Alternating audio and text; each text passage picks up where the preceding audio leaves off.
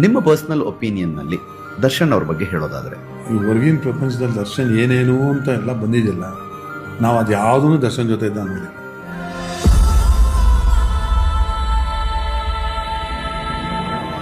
ಸಂಪಾದನೆ ಮಾಡದ ಮೇಲೆ ಮಾಡದಂತ ಸಹಾಯ ದಾನ ಧರ್ಮ ಅನ್ನಲ್ಲ. ನಿಂದು ತಾಯಿ ಗುಣ ತೀರೋದಿಲ್ಲ ಋಣ.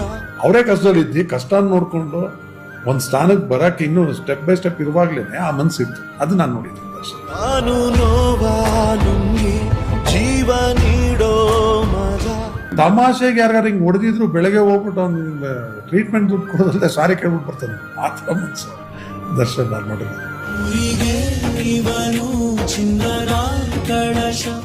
ಎಲ್ಲ ಸರ್ಕಲಿ ಅವ್ರ ಹೆಸರು ಆ ನೇಮ್ಗೆ ಸುತ್ಕೊಂಡ್ಬಿಟ್ಟಿದೆ ಅಂತ ನನ್ನ ಪ್ರಕಾರ ಅನಿಸ್ತು. ಕನ್ನಡಕ್ಕೆ ಸೀಮಿತವಾಗಿರೋಂಥ ಸ್ಟಾರ್ ಅವ್ರು ಬೇಕು.